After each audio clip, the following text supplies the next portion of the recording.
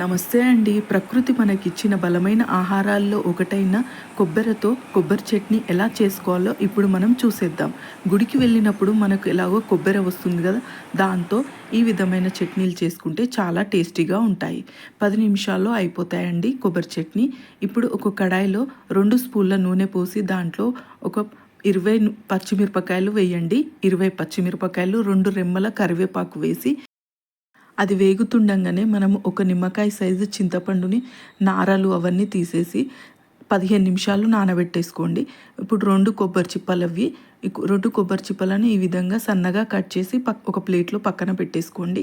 ఇప్పుడు మిరపకాయలు ఈ విధంగా వేయించేసుకోండి. కొంచెం బ్రౌన్ కలర్ రాగానే ఒక ప్లేట్లోకి తీసి పక్కన పెట్టేసుకోండి. ఇప్పుడు అదే నూనెలో మనం కట్ చేసుకున్న కొబ్బరి ముక్కలు ఉన్నాయి కదా, అవి కూడా కొంచెం వేయించాలి. ఒక 2 నిమిషాలు వేగితే చాలు, ఎక్కువ వేయించాల్సిన అవసరం లేదు. కొబ్బరిలో 4 రెట్ల మాంసకృతులు ఉంటాయండి. కోడి మాంసం కంటే, మేక మాంసం కంటే 4 రెట్ల మాంసకృతులు ఉంటాయి. ఇది తరచుగా వాడుతూ ఉండాలి. కొబ్బరి మనము పిల్లలకు కూడా పెడుతూ ఉండాలి. ఇప్పుడు వేయించుకున్న మిరపకాయలు ఉన్నాయి కదా, ఆ మిరపకాయలలో 2 స్పూన్ల ధనియాల పొడి, 1 స్పూను జీలకర్ర పొడి, 1 స్పూను ఉప్పు వేయండి. మీ దగ్గర ధనియాల పొడి, జీలకర్ర పొడి లేదంటే మిరపకాయలు వేగేటప్పుడే దాంట్లో మిరపకాయలలో 2 స్పూన్ల ధనియాలు, 1 స్పూను జీలకర్ర వేసి వేయించుకొని పక్కన పెట్టేసుకోండి. ఇప్పుడు 2 నిమిషాలు కొబ్బరి వేయించుకున్నాక వాటిని తీసి ఒక ప్లేట్లోకి తీసేసేయండి. మళ్ళీ అదే కడాయిలో ఒక సగం స్పూను నూనె పోసి దాంట్లో ఒక కట్ట పుదీనా బాగా కడిగి వేయండి. ఆ పుదీనా కొంచెం 1 నిమిషం వేగంగానే ఇలా దగ్గర పడుతుంది.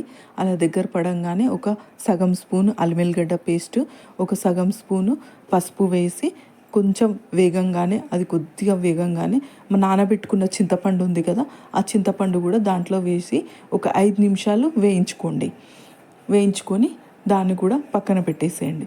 అంతలోపు మిక్సీలో వేయించుకున్న కొబ్బరిని వేసి పౌడర్లా చేసి ఒక ప్లేట్లో పెట్టేసుకోండి. ఫస్ట్ కొబ్బరినే మిక్సీకి వేయండి. ముందుగా మిరపకాయలు వేస్తే కొబ్బరి మిక్సీకి పేస్ట్ కాదు. అందుకనే ఫస్ట్ కొబ్బరిని మిక్సీకి వేసి పౌడర్ చేసి పక్కన పెట్టేసుకొని అదే మిక్సీలో మళ్ళీ వేయించుకున్న మిరపకాయలు, చింతపండు అన్నీ వేసేసి, ఉప్పు కూడా వేసాం కాబట్టి అన్నీ వేసేసి, కొబ్బరి కూడా వేసేసి, మనము చింతపండు నానబెట్టుకున్న నీళ్ళు ఉంటాయి కదా, ఆ నీళ్ళు తీసేయద్దు. నానబెట్టుకున్న నీళ్ళను కొంచెం వేసుకుంటా పేస్ట్లా చేసేసుకోవాలి. లేదు ఆ నీళ్ళు లేవంటే మామూలుగా ఈ నీళ్ళు కూడా వేసుకోవచ్చు. కాకపోతే చింతపండు నీళ్ళు పోస్తే మనకు 2 రోజులైనా ఈ కొబ్బరి పచ్చడి అనేది పాడవ్వదు. ముందుగా మిరపకాయలను ఫస్ట్ మిక్సీకి వేసుకోవాలి. దాని తర్వాత మనము వేయించుకున్న పుదీనా, చింతపండు కూడా వేసి మళ్ళీ ఒకసారి కొంచెం నీళ్లు పోసుకుంటూ పేస్ట్లా చేసుకోవాలి. దాని తర్వాత మళ్ళీ మనం పౌడర్ చేసుకున్న కొబ్బరిని కూడా వేసి కొద్దిగా నీళ్ళు, మనం చింతపండు నానబెట్టుకున్న నీళ్ళు ఉన్నాయి కదా, ఆ నీళ్లు పోసుకుంటూ పేస్ట్లా పక్కన పెట్టేసుకోండి. ఇప్పుడు అదే కడాయిలో 1 స్పూన్ నూనె పోసి సగం స్పూన్ ఆవాలు, సగం స్పూన్ జీలకర్ర, 1 స్పూను మినప్పప్పు వేయండి. మినప్పప్పు వల్ల మనకు ఫ్లేవర్ టేస్ట్ బాగుంటుంది. ఒక 4 ఎండుమిరపకాయలు సుంచి వేయండి. అవి కొంచెం వేగంగానే దాంట్లో కొంచెము ఒక రెమ్మ కరివేపాకు కూడా వేసేసేయండి.